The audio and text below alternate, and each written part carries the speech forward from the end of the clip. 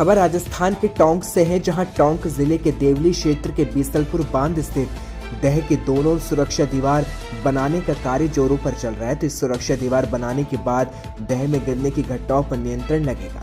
वहीं सड़क मार्ग की चौड़ाई बढ़ने से आवागमन सुगम हो सकेगा। तो वहीं जानकारी की माने तो बीसलपुर बांध पर DRIP फेज द्वितीय के तहत विश्व बैंक ने कार्य कराने के लिए 35 करोड़ 80 लाख रुपए मंजूर किए, जिसके तहत बांध में बनास नदी स्थित दह के दोनों ओर सुरक्षा दीवार का निर्माण, बांध की दीवारों पर आए दरारों की मरम्मत, सीसी रोड निर्माण और इंटरलॉकिंग कार्य, बांध स्थल पर रोशनी के लिए हाई मास्ट लाइट व पूरे बांध पर रंग रोगन समेत कई कार्य किए जाने हैं और इसके तहत बांध स्थल पे ये सभी कार्य भी अब जल्द शुरू किए जाएंगे। जयपुर के सफारी होटल में हंसराज रंधावा और IBCC हेल्पिंग हैंड सामाजिक संस्था के तत्वाधान में राजस्थान गौरव रत्न सम्मान समारोह आयोजित किया गया, जिसमें देश और प्रदेश की 51 प्रतिभाओं को सम्मानित भी किया गया। कार्यक्रम के मुख्य अतिथि प्रमुख समाज सेवी पवन गोयल, BL भाटी, अर्जुन कुर्मी और सुमन मौर्य रहे। कार्यक्रम के आयोजक CP रंधावा और कुलवंत सिंह ने अतिथियों का जोरदार स्वागत किया। इस मौके पर देश और प्रदेश की 51 प्रतिभाओं को राजस्थान गौरव रत्न सम्मान समारोह का प्रशस्ति पत्र, माला, मोमेंटो, शॉल उड़ाकर सम्मानित किया गया। इस संस्था ने इससे पहले भी कई सामाजिक कार्यक्रम में अनेक कैंप लगाकर सामाजिक हित के कार्य किए गए हैं और इस मौके पर अनेक लोग मौजूद रहे। खबर नैनीताल से है, जहां नए साल के जश्न को लेकर पर्यटन नगरी नैनीताल समेत आसपास के पर्यटन स्थल पूरी तरह से पैक हो गए हैं। वहीं होटलों में एडवांस बुकिंग हो चुकी है, तो इसके चलते पर्यटकों के आने का सिलसिला भी शुरू हो गया है। देखा जाए तो देश के कोने कोने से पर्यटक नैनीताल पहुंच रहे हैं, जिससे यहाँ के बाजार भी गुलजार हैं। वहीं बता दें, नैनीताल और आसपास के पहाड़ी क्षेत्रों में क्रिसमस व नए साल के जश्न को लाखों सैलानी पहुंचते हैं। वहीं यहां पर्यटकों को कभी कभी लाइव स्नोफॉल भी देखने को मिल जाता है और जैसा मौसम का मिजाज बना हुआ है, उसको देखकर लग रहा है कि पर्यटन नगरी पर्यटकों का स्वागत बर्फबारी के साथ करे। मकर संक्रांति के अवसर पर भागलपुर के कतरनी चूरा कर स्वाद इस वर्ष भी महामहिम राष्ट्रपति, प्रधानमंत्री समेत देश के अन्य गणमान्य चखेंगे। बता दें, 10 जनवरी तक दिल्ली के बिहार भवन में सभी गणमान्य 200 विशिष्ट लोगों के लिए 1 किलो का 200 पैकेट कतरनी चूरा भेजा जाएगा। भागलपुर के DM सुब्रत कुमार सेन ने कहा कि जैसे परंपरा रही है कि भागलपुर का फेमस जर्दालू आम व कतरनी चूड़ा को दिल्ली के बिहार भवन भेजते हैं। उन्होंने कहा कि मुख्यमंत्री का निर्देश है कि उन्होंने कहा कि बिहार भवन से गणमान्य लोगों को भेजा जाएगा। मकर संक्रांति पर भागलपुर की कतरनी चूड़ा बिहार का पसंदीदा सौगात माना जाता है। साथ ही देश भर के कई लोग भागलपुर पूरी कतरनी चूड़ा का स्वाद चखते हैं, लेकिन जिस तरह से भागलपुर का कतरनी चूड़ा प्रसिद्ध है, इससे GI टैग मिलने की भी आवश्यकता है। खाद्य सुरक्षा आयोग के बिहार प्रदेश अध्यक्ष विद्यानंद विकल ने कहा कि भागलपुर के कतरनी चूड़ा को भी GI टैग जल्दी मिल जाएगा। उन्होंने कहा कि मुख्यमंत्री जी की इस पर नजर है।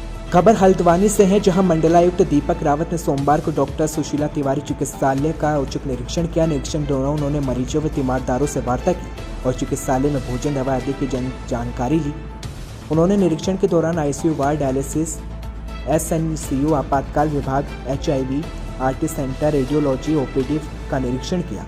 आयुक्त ने ICU के वार्ड के बाहर इमरजेंसी में रखे बायोमेडिकल वेस्ट को निर्धारित समय से निस्तारण करने के निर्देश दिए। प्राचार्य डॉक्टर अनुज जोशी ने बताया कि रात को बायो वेस्ट प्रातः 11 बजे से दिन का बायो वेस्ट 4:30 बजे निस्तारित किया जाता है। वहीं उन्होंने आयुक्त ने आपातकालीन विभाग की फार्मेसी में उपलब्ध दवाओं स्टॉक का भी निरीक्षण का भी पूरी जानकारी दी। उन्होंने IPD के साथ ही OPD का निरीक्षण किया। चिकित्सालय के कैंटीन का निरीक्षण करते साफ सफाई व्यवस्था को भी देखा। जनपद महोबा में रूट मैपिंग व्यवस्था के विरोध में 1 सैकड़ा रिक्शा चालकों ने जिलाधिकारी आवास के सामने विरोध किया। आपको बता दें, बीते दिनों यातायात व्यवस्था को सुचारू रूप से निर्धारित किए जाने हेतु CO सिटी की उपस्थिति में रिक्शा चालकों के साथ मीटिंग की गई थी। मीटिंग के दौरान रूट मैपिंग और रिक्शा नंबर दिए जाने की व्यवस्था से अवगत कराया गया था। बावजूद इसके आज दोपहर जिलाधिकारी आवास के सामने जमा होकर रूट मैपिंग व्यवस्था के विरोध में नारेबाजी व्यक्त करते हुए रिक्शा चालकों ने जमकर नारेबाजी की। मौके पर पहुंचे SDM व सदर कोतवाल द्वारा रिक्शा संचालकों को समझा बुझाकर शांत कराया गया। खबर बलरामपुर से है, जहां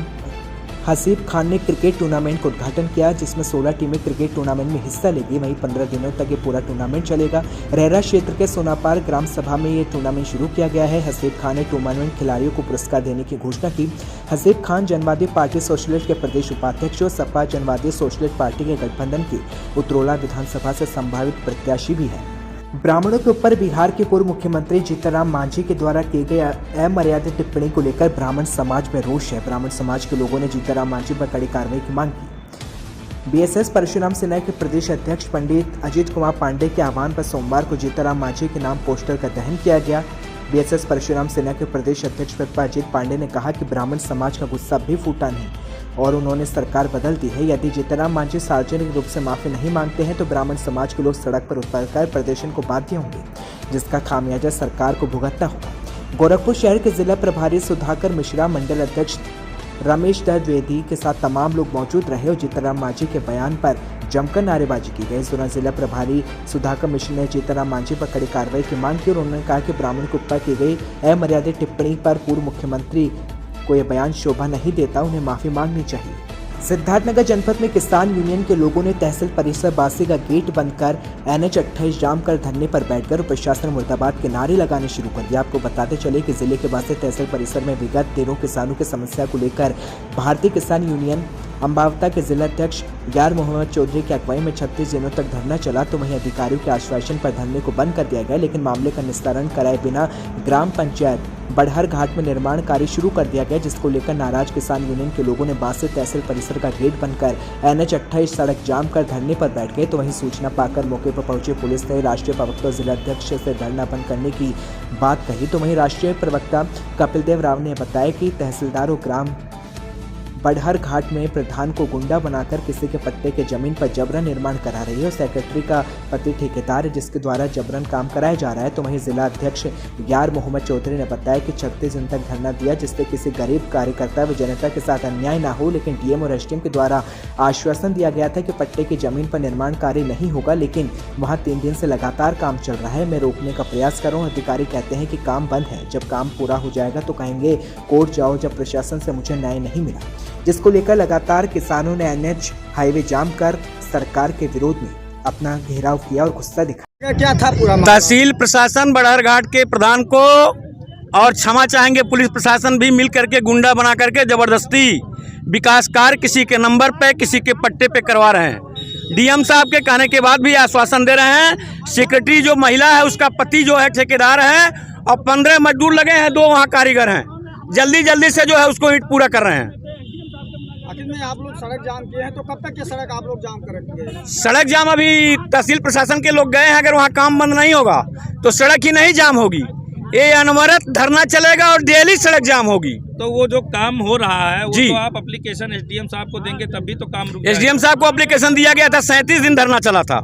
तहसीलदार साहब ट्रेनिंग में गए थे, वो ट्रेनिंग से आ जाएंगे तो निस्तारण हो जाएगा कार्य का। भारतीय किसान यूनियन के राष्ट्रीय प्रवक्ता राकेश टिकैत आज मथुरा पहुंचे, जहां पर किसान आंदोलन के समर्थन में 400 दिन से चल रहे समता फाउंडेशन के धरने में पहुंचकर धरना दे रहे लोगों को कोल्ड ड्रिंक्स पिलाकर धरना समाप्त कराया। तो वहीं उन्होंने सरकार पर तीखा वार करते हुए कहा कि श्री कृष्ण की नगरी और यहाँ पर भी कुछ लोग हंगामा करना चाहते हैं, जबकि यहाँ की सारी व्यवस्था अच्छी चल रही है, लोगों को खूब रोजगार मिल रहा है और किसी चाट तो किसी श्रद्धालु से रोजी रोटी चल रही है। लेकिन फिर उन्होंने मंदिर मस्जिद के मुद्दे पर इशारा करते हुए कहा कि यहाँ पर भी लोग दंगा कराने के लिए तैयार है, लेकिन यहाँ के लोग बड़े शांति के माहौल में बने हुए। और इसी के साथ राकेश टिकैत ने कहा कि हमारा धरना स्थगित हुआ है, ना कि समाप्त समय पर आने पर धरना फिर से शुरू हो सकता है। तो मंत्री अजय टेनी के सवाल पर कहा कि हमारी तो मांग यही है कि टेनी का इस्तीफा हो, लेकिन चुनाव तक देख रहे, नहीं तो फिर यह आंदोलन किया जाएगा। और अब तो सरकार से जो कुछ लेना अपना लिखते रहो और 4-5 महीने बैठे रहना खड़े मत होना।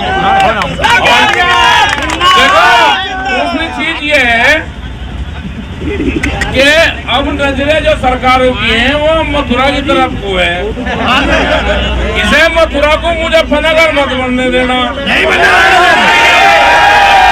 मुजफ्फरनगर को मथुरा मत बनने देना। उनकी निगाह है अब उसमें से वे वोट तलाश कर रहे, अब वोट हो जगह तो कहीं मिल नहीं रही। अब कह लगे मथुरा में से मिल जाओ। भाई मथुरा के लोग शांत है, अपना पूजा पाठ है, अपना कर रहे, जो चल रहा हिसाब उधर चलने दो। नहीं तो ये पंगा घेरेंगे, सारे रोजगार खत्म होंगे, ये दुकानदारी खत्म होगी, यहाँ दंगे भड़काने का काम करेंगे।